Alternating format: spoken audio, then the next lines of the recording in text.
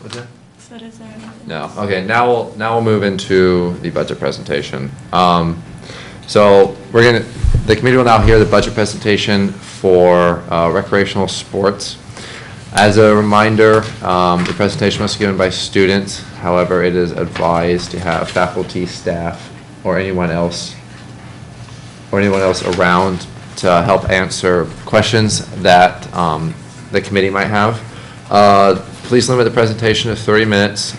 Can be shorter as well. The committee might ask questions during it, but we will probably leave the bulk of our questions to afterwards. So after those 30 minutes, that's when we'll move into the 45-minute discussion. Could be shorter or longer than that. It's kind of really just how it goes. And then after we're done with that deliberation, we will we'll make a tentative decision on your fee. And then after the tentative decision, we will make a final decision at the open hearing, which is February 12th at 5 p.m. in the MU ballroom. And then if you could also send me your presentation, that would be great, so then I can put it up on the website. You guys go ahead and get started. Cool, thank you. So to start off, our presentation is not going to focus on the budget package. We want to give you something more to consider. And so, like you said, if you have any questions at all, feel free to ask.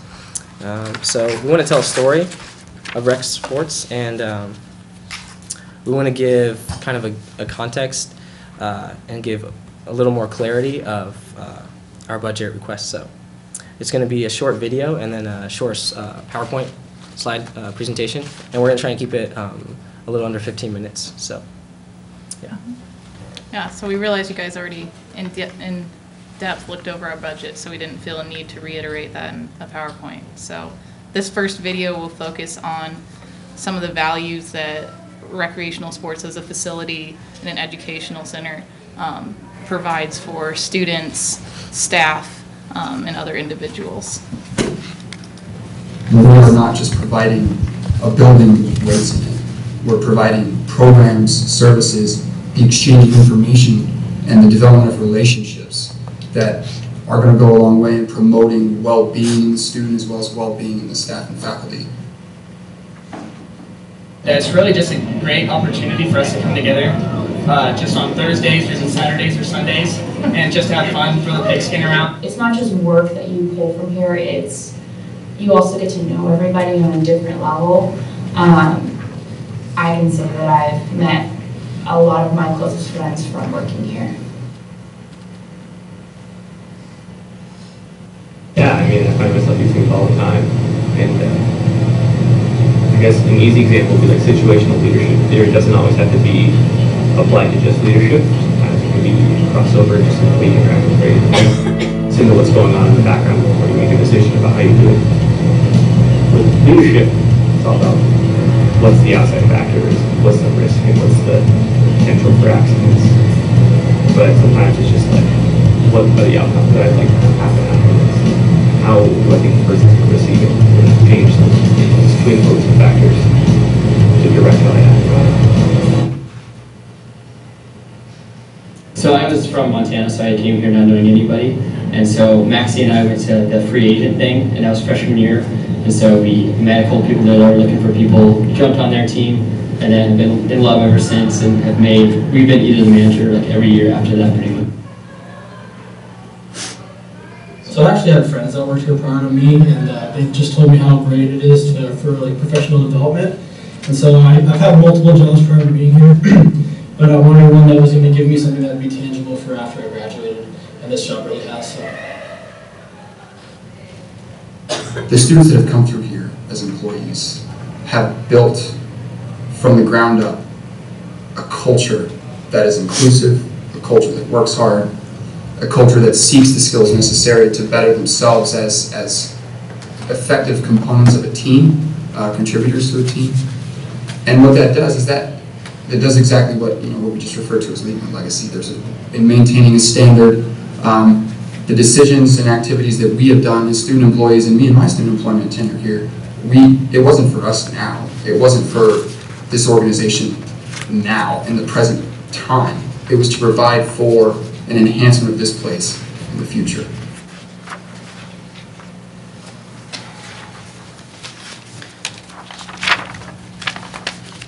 that's our video. The PowerPoint presentation will give more of a brief history as well as highlights of some of the up-to-date projects, entry levels, and such that could be a basis for some of the discussion you may have.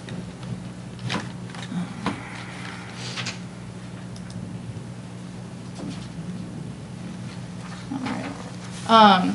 So Rec Sports has obviously developed a culture, like was mentioned in the video, over a period of time.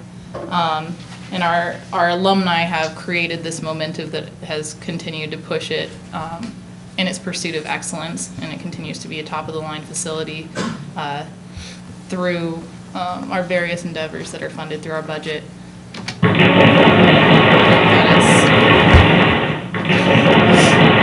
know why that's there.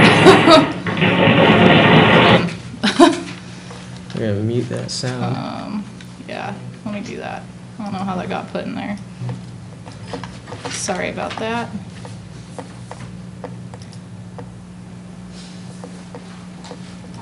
Come on. All right. So we have the Coleman Field that has a lot of history within it. We have Belfield, which used to be the facility for football games. You can also see Langton in the background there. This is the intramural fields. Back in the day, you can see it's changed dramatically in its usage from then to now. Dixon, hopefully he's a recognizable face to all of you. That's why Dixon is named Dixon, and he's had invaluable contributions to the area. At the time, the student population was just over 7,600 when he was appointed as the third director of intramural sports in 1957. So obviously a big increase since then.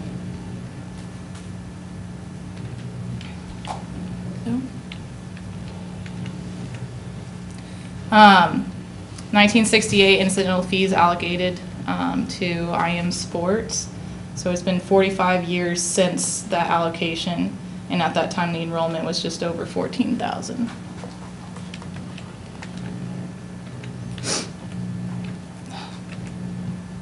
And then this is McAlexander before it was renovated to fit different needs. Since then we've had a rock climbing facility put in, various weight equipment put in there, as well as a recreational field and basketball courts. So a year later, why is it automated? Sorry. The university formed the Department of Physical Recreation and the Board of Physical Recreation to direct the activity of the department. Some changes being made. 76, this was Dixon. Been renovations since then in different phases. So this is phase 2 in 1992. So it added a locker room and an aquatic center, and the population was just over 14,000.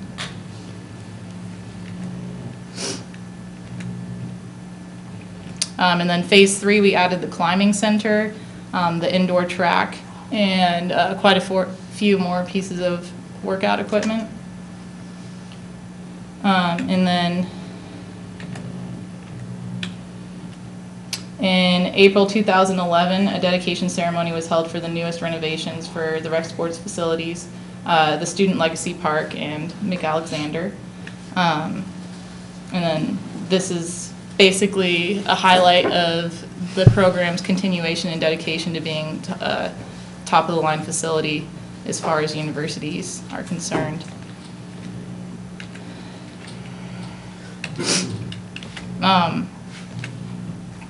So this is just a visual reference for the history of the facility activity. You can see that McAlexander's activity has increased substantially over the last 3 years, mainly because of the renovations that happened in phase 2.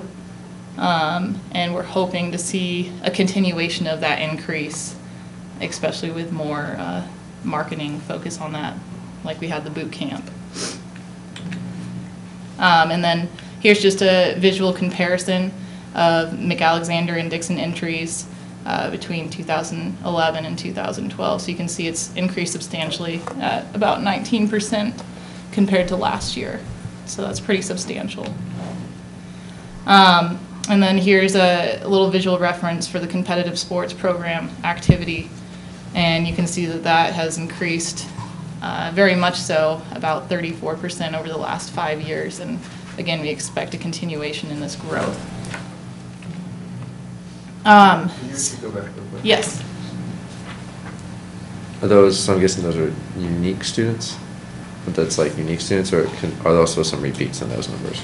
On this, I'm going to refer to Tom on this. On the sport clubs, it's unique individuals. Okay. So we have over 2,000 participants in sport clubs. And 5 years ago, we would have seen, well, whatever that percentage is, 50. That has increased about 50, or more than 50%. In the intramurals, Dave, I think it's an individual count of individual participants in sports. Correct. Although some individuals may play on more than one sport. Okay, so that's where you get the double count. Okay, cool. Any other questions on this slide? So these are some of the mandatory costs that are going to be reflected in our budget. I'd like to highlight that they're mandatory costs, so what we're requesting for is not necessarily anything we have control over. If you have any questions about these. Do you deal with compression of student wages at all? We dealt with that last budgeting year, and we're not. I'll go ahead and refer to Tom again on this one. The student wage dollar amount identifies the increases, and we apply the minimum wage to all student employees, so we don't have compression. So, for example, if so, we identify a minimum wage increase based on our entire budget, and if we didn't, then over time we'd have salary compression. That would mean, is that the question you were asking? So, yeah, so that's student wage amount. That's not. That takes into account someone who's making, let's say, making $10 an hour, and to give them a boost as well to prevent from the minimum wage person that compression. Yes. Minimum wage. Yes. And the other part of that is that really is a 2-year minimum wage increase. Because a year ago in the budget, we received a contingency fund, and that was not included in the allocation budget. Yeah. I would, pretty sure this is how we've been doing it with others. The mandatory increases from minimum wage should strictly be just the minimum wage students who would now be coming up and pay. If you consider mandated, but you've been allocating both. Well, I mean, yeah, both OSU, I mean, they broke it out. You've not asked for that breakdown, so. Well, yeah, but I mean also. I see what you're saying, yes, on the mandated. Yeah. The one thing I would say is it's not really mandatory as we envisioned it. Okay. When it's not a minimum wage. So let's say the prevention of the compression would not be mandatory, although that's something that it's like a forecast. It's to fund that increase. I would say I wouldn't have any problems with, because I think it's good to prevent the compression. I know that's kind of with ASOSU, and some budgets haven't been requesting it, so if they don't, I mean, we're not going to force it on them, but at least from how I would do it. So you'd rather it not be in a mandatory cost? Yeah, it would. I guess you could say I'd rather have it be like a decision package per se, not part of a mandatory increase form. Okay, I think that's how we went about it last year. Yeah, I'm not exactly sure, but yeah. All right, so you guys going. Okay. Any other questions? And then I'm sure you guys have seen this before, but I'd just like to highlight this is the criteria that we did use to make adjustments to Budget 1. Our main thing was not eliminating any opportunities for unique students. it would be easy to eliminate a program to sustain a budget need, but then we would have a group of students that would be without a specific activity to cater to their needs, which is not something that Dixon would like to eliminate. Obviously, we're concerned with safety and risk management. That's not something that you can cut short. We definitely kept in mind to maximize the use of our existing resources when looking at our budget for this upcoming year. Does anybody have any questions with these guidelines that we used? Perfect. I think those are very good, by the way. I would like to Yes. commend you on those. Okay, thank you. So I know some other organizations were not as critical, I think, on their cuts. Thank you. And then this is just a highlight of the adjustments to budget one. You can see the dollar amounts related with ideas that we use to adjust the budget, not necessarily things that we will do, but these are options. So I'd just like you to keep that in mind.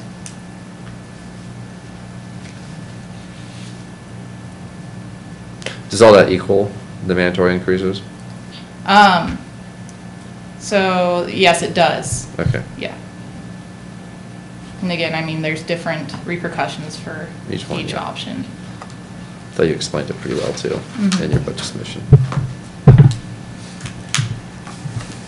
So with like reducing the operational hours, would Dixon facilities close at like 10 instead of midnight for that 2-hour? Yeah, exactly. Okay. And I'm not sure if you guys got a paper that showed the entry swipes, but there's significantly less swipes in during those time periods, so it wouldn't really impact a huge group of students. So again, it's not eliminating an opportunity, it's just kind of moving them to a different bracket. Okay. So it doesn't have a huge student impact, but it does have a pretty big financial impact as far as dollars saved.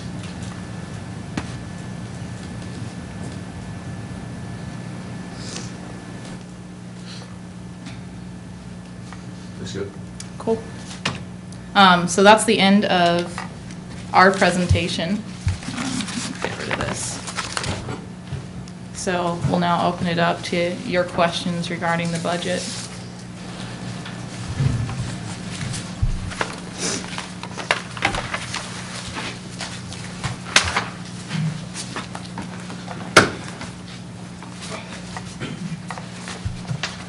So the decision package, is just that $100,000. Yeah, so, talk a little bit about that. Yeah, so the decision package is the equipment replacement allocation. And it would be an increase in the student fee per term by $1.49. And I'd like to point out that on budget number 2, there was a typo. It was under the computation of student fees. It's bottom, says cost per student per term. It says $1.61, that should be $1.49. And that's related to the decision package, it's just a typo. Is that budget 2? Yeah. For the equipment, how would the contingency fund request affect that? Like approval or denial of that request affect that? So essentially, like I said, the contingency request is, it's like opening the door for us to initiate this plan. So correct me if I'm wrong, without the contingency request approved, we would not be able to go through with this plan. So would that, Would you then, you'd have to like bump up your allocation? Exactly. Yeah. We would have to revise that. How much is in your equipment fund right now? Right now, our equipment fund, Somewhere. where did it go? Do you know off the top of your head, Tom? It's $120,000. And the plan that we developed and provided to you is a $220,000 need per year. So the gap is that $100,000. Yeah, oh yeah, so yeah, that's how much you're in your budget. Do you have an equipment fund? No, so here's a couple. You asked this question about our equipment purchase. We have a line item for equipment purchase. And that is for that equipment that is non-capitalized. Yeah. Capitalized equipment has to be purchased out of our fund balance, and that's why you saw that the actual allocation spent being different than what the allocation was. So we don't have, other than the working capital, we don't have a fund that sits there for the purchasing of the equipment. Okay. Yeah, so this would be an operational line item that would allow us to implement the plan. Have you spent through the $120,000? This year? I'd have to go back and see. Typically, we do it early, so we get it into the building, and I don't know, I don't have the numbers in front of me, but typically we are pretty close to that. Okay. We spend $110 on equipment for cardio and weight, and then we have $10,000 left for everything else. And so we move money around from year to year depending on what need there is. So that's the struggle we've been having. Okay. So buying goals for the fields or buying a lift for changing lights or whatever, all that comes out. Okay.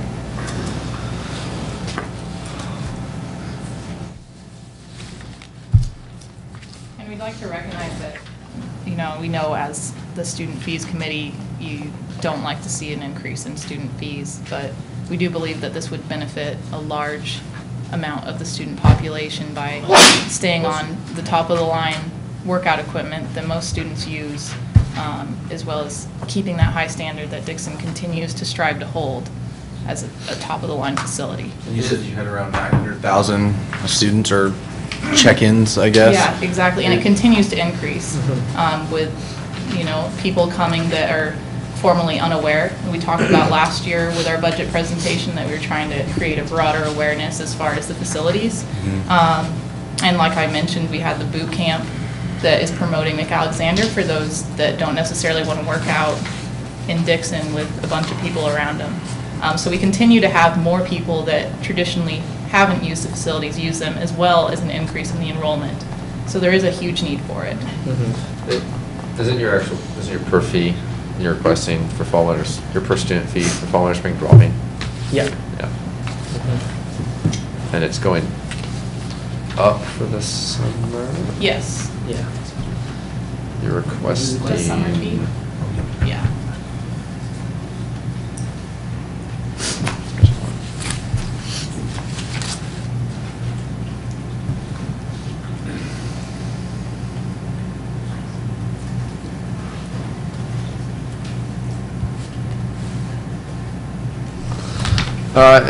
Quick one on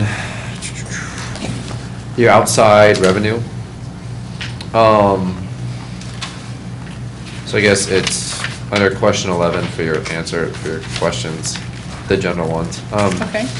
The internal and external income. So I'm guessing that would be. I'm kind of a little confused on where that money is coming from. For the students and student-related, we have the internal and external income. I see the problem here. I don't think this is clear. There's actually a line that should have been pushed in there. Are you asking about the external income, where that's coming from? Yeah, like how, Yeah. I guess how do you differentiate between internal and external? Yeah, so when we looked at internal and external, we looked at internal to the university and external outside the university. So I think that's what it was meant. Yeah. So this should not be under a line that says student-related across. Okay. That should have been dropped down.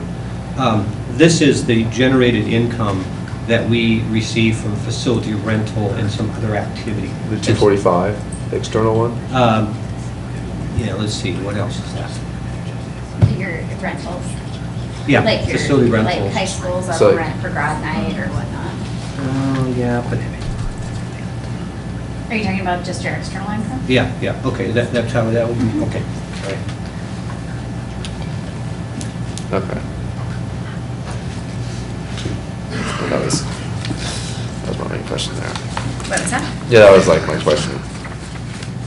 Just trying to figure Do that you out. want more examples, Brad? No, that's good. I got it. I was just confused about the student part. Yeah. But, yeah.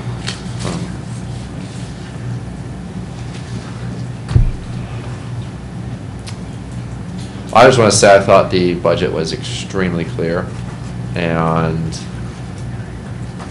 it's sort of what I imagined it when I made the guidelines of how a budget would look when it was submitted. So I'd like to commend you all on that. Thank you. Thank you. I also really liked how you guys showed the cuts that you would make. Yeah, I thought that was really well done. that was very realistic. If that type of scenario actually did happen, which that was what I was looking for. Perfect. I liked the video. I thought that was pretty good. Yeah, we figured that you guys would enjoy a Yeah. break from seeing Quick and to the point. It was PowerPoint good. of line items over and over again. Yeah.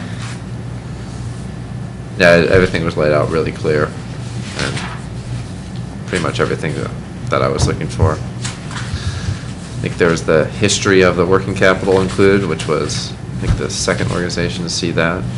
I liked the history of rec sports in general, like the history of all the facilities.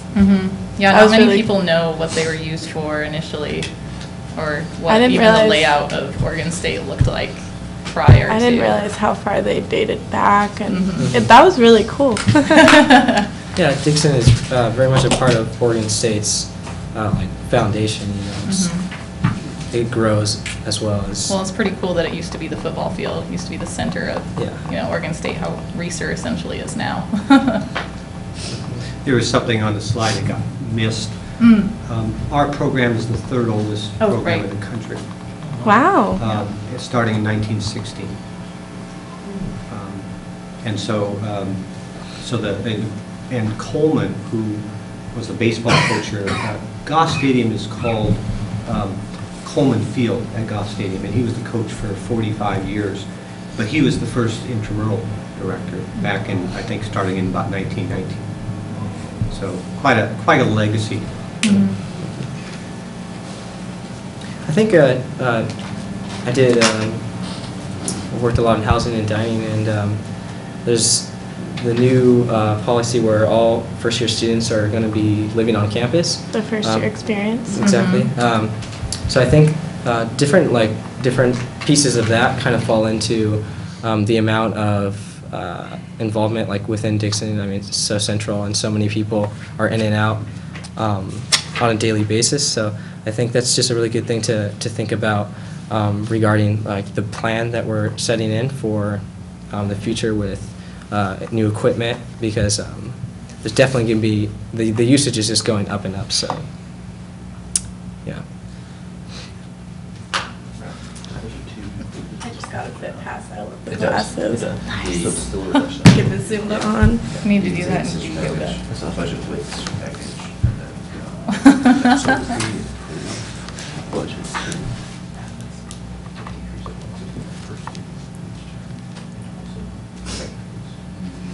Yeah, that's the, that would be with how the decision package. Yeah, that's a big- So if you go do the actual budget. Does it give the kilo on it? Huh? Does it give the kilo on it? What is that? That's 6608. And it was? No, and right now it's at 6620. So it's a little reduction. Tiny bit reduction. Okay. The summer goes up or something. For 15? Yeah, actually, yeah, I know it was in the submission, but I'm kind of curious about the increase for the summer fee. If you could kind of go over that again. Yeah, let me just grab it. There we go. I remember some of the conversations that we had when we were talking about that on the board. Here we go. But are you asking why the increases? What's actually the request for the summer 2015 fee? The summer fee request is $57.29, so it'd be a 0.6% increase, or $58.61, which would be a 3% increase with the decision package. And then we based it on comparing the level of programs and services that are offered during the academic year versus what's offered during the summer term. So what we offered was the operations for McAlexander Fieldhouse, sport clubs, competitive sports and events, and the portion of the budget expense related to those programs ended up being 88.7%. So the difference ended up being 0.887%, if that makes sense. And then it varies, obviously, based on the decision package. Right. So is 5861 the request for 2015? Tom, is that, the 5861 is the one that we are requesting, correct? Well, That it depends we on went whether through. the decision package. Let's say decision package approved. Yeah, then Yes, it'd be that is. 5861. I need a little historical context on this. This formula and methodology came out of the fees committee probably 15 years ago, maybe longer, around how do we determine what the summer fee should be. Prior to that, we used to submit separate summer budgets, but those were very complicated and didn't seem to work for the fees committee. So this is the methodology, is that, you know, what is being offered during the academic year compared to the summer, and then that's how that gets determined. So if the budget is going up as in dollar amount, and you're looking at a percentage of the per term fee, then you have to consider the dollar amount comparison. So that's why there's an adjustment here. The percentage actually changes based on the dollar amount of those three areas that we're not funding for the summer, or offering in the summer.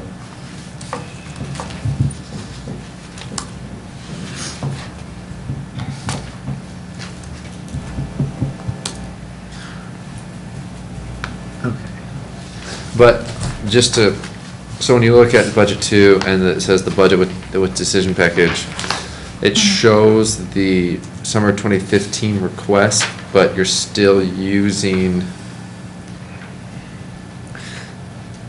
the 5693, Well, the 5729 number?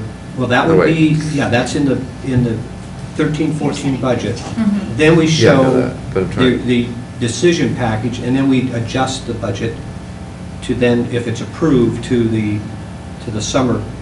Do you see that? Yeah, but what I'm trying to figure out is if you use the summer 2015 fee number to help calculate your allocation, Yeah, which you did? yes. Okay, so, all right, that can be a quick adjustment. Don't worry, it's quite common.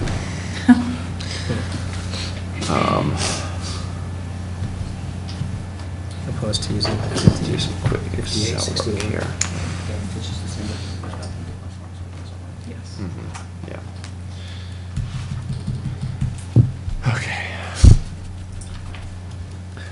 So 6608. So with the decision package, you're anticipating that by creating this type of kind of fund, I guess, that we won't need to see any type of contingency fund request in the future, correct? Yes. So we were told last year, we were advised to avoid contingency fund requests. Yeah. To rather budget for these changes. So our budget was made in reflection of that request by you guys last year.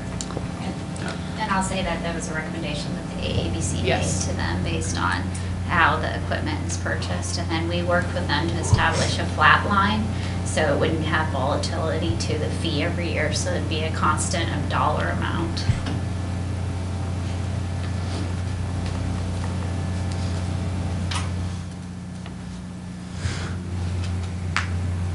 So the 5693 was approved last year. Mhm. Okay. So this number should be- And they need 47.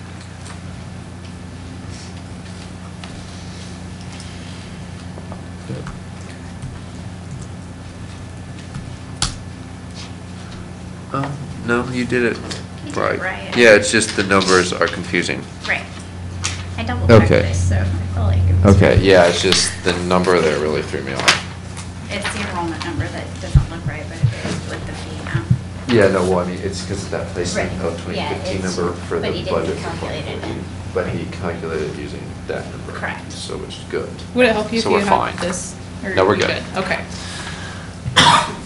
Yay. No, you're good. Yeah, fine. All right, is there any more discussion? Questions, concerns, comments? All right. I'd entertain a motion.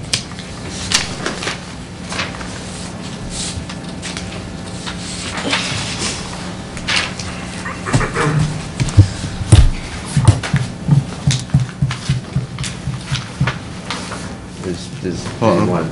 looking at the actual dollar amount. Okay. Someone could make a motion, whatever. So it'd be 6176 and 5017 to include the decision package.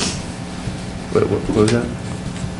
The actual number would be 6176 and 5017. 6176. Wait, no, that's not right.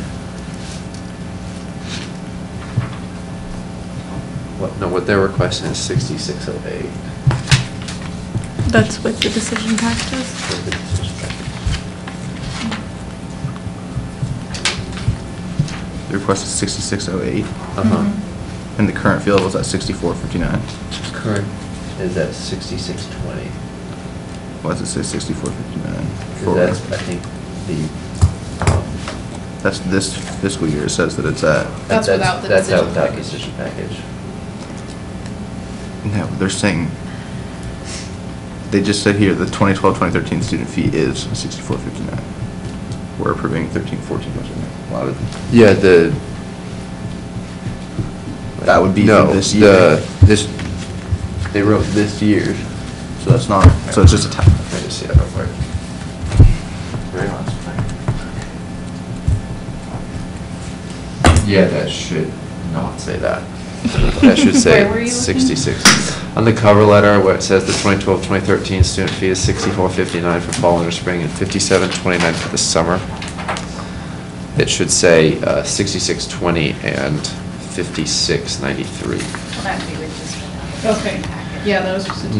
there. No, they said the 2012-2013 student Oh, I fees see is what you're the saying, present yeah. one. Okay, Yeah. my bad. I think we submitted it without the decision package, and Oh, then. The process, No, this should, dates are it wrong. says 2012-2013, if you said 2013, yeah. Yeah. It's just a It's- typo. I did the same thing. It's Yeah. quite Yeah, I got minor. you. Yeah. But you kind of get that now. Yeah. You can find that, Tyler. Yeah, I get it. I just wanted to see Yeah. what the actual decrease would be, including the decision package from this current year to the 12 next cents. fiscal year. 12 cents, okay. Yeah. That's what I was trying to figure out. And so what's the total again? For 66,808. 08. And then 58.61 for summer 2015, which is an increase of $1.68. Okay.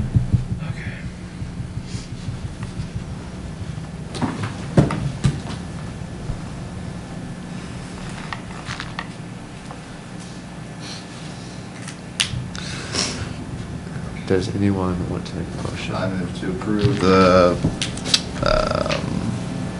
fall, winter, spring rec sports budget at $66.08, with the summer term being at $58.61 for fiscal year 15. Or for summer 15.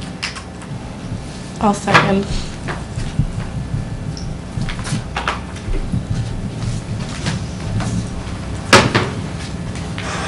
All right, a second by Tara. Is there any discussion on the motion? I hear none, we'll move into a roll call vote. To tentatively approve rec sports fee at $66.08 for fall, winter, spring, and $58.61 for summer 2015. Tyler? 4. Nick? 4. Madison? Tara. 4. With a unanimous 4-0 vote, the fee has been tentatively approved. As a reminder, the fee will be set at its final level at the open hearing, which is Tuesday, February 12th at 5 p.m. in the MU Ballroom. And thank you for your presentation. Thank you for your time. Thank you. Can we take a 5-minute break before? Yeah.